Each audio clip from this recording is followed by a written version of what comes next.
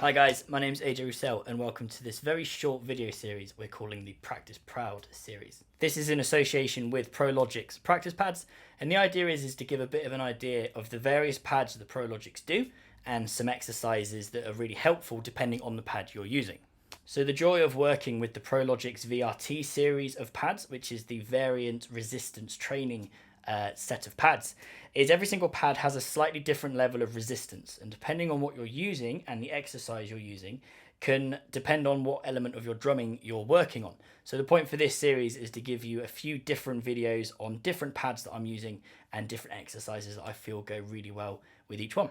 So the pad I'm using today is probably one of my favorite ones for just overall practice, which is the RedStorm practice pad. The same with pretty much all the Prologix range is they just look nice first of all, because you've got this lovely kind of slightly thicker rubber blend than on, let's say, the Green Logix pad, but they're also on this nice birch plate, I guess would be the word, with a really nice plastic hoop that doesn't stain your sticks, but can also help you work on rim shots and rim clicks if that's what you need to work on. So the RedStorm kind of incorporates two different rubbers in order to give it that slightly more resistant kind of feeling. If you head to the Prologix website, there's a full breakdown of exactly what's in this pad. So obviously we've got the main playing surface on top, and then underneath is this recycled rubber surface, which primarily stops it slipping around, but also works as another secondary pad if you want a bit of a different sound. So like I said, this is probably the pad I use the most just for general practicing. I also use it to teach on every so often. But it's probably my favourite one for really working my hands and giving the kind of feel of a snare drum or a lowly tuned floor tom. So an exercise that works great for this pad, it's super simple, but it really pushes your control and your kind of dynamics on the pad. And if you can make a pad sound good, well then the kit should sound great. So, very simple exercise. You're basically going to do triple strokes with both hands in unison for 1 bar. And we're going to count these as 16th notes. So we're going to go 1 E and, 2 E and, 3 E and, 4 E and. Now, the point for this, even though this is simple, you can still make a few mistakes doing it. We want the first note to be loud and the next two to be quiet. So we want this kind of molar technique going on. We want to accent the first of the 3 notes, and then the next 2 need to be ghost noted. So for that, I tend to use my back 3 fingers to kind of keep the stick nice and low, keep the volume down. So you want that kind of 1 E and, 2 E and, 3 E and, 4 E and. And the joy for this is both hands should be kind of doing exactly the same thing. So you can kind of use one to check the other. 1 E and, 2 E and, 3 E and.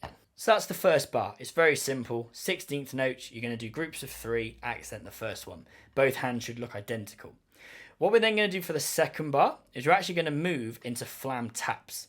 And the reason we're going to do this is because when you actually break down what each hand is doing, you kind of discover something quite interesting. So the flam tap is just flam right, left, left, flam right, flam left, flam right, flam left, tap, flam tap, flam tap, right, right, left, left, right, right. Now what's interesting is you're kind of viewing it like you're playing doubles. You're thinking of it as right, right, left, left, right, right, left, left, but you're flamming the first of those doubles. Well, here's what gets interesting. If you actually isolate what the hands are doing, if I take my left hand off the pad, we've got flam, right, left, left, right, right, left. You're actually playing 3 strokes in a row. So this is where this exercise takes on a bit of a mind of its own, and you can see how both bars are going to help each other. The first bar helps you get the technique for playing 3 strokes in a row, making the first one kind of loud. Then the second bar, you're going to play flam taps. So essentially you're playing the same as the first bar, but we're just going to displace one of the hands a bit, so it ends up sounding like flam taps instead.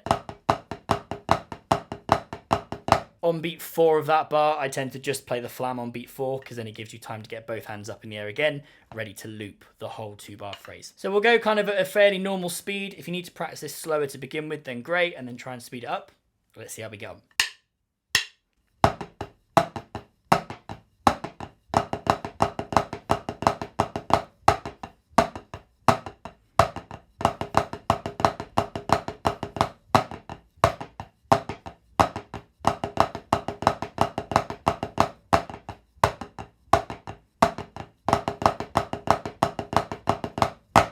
Trickiest thing with this is trying to keep the dynamics nice and consistent and trying to not flam at all when you're playing the unison strokes.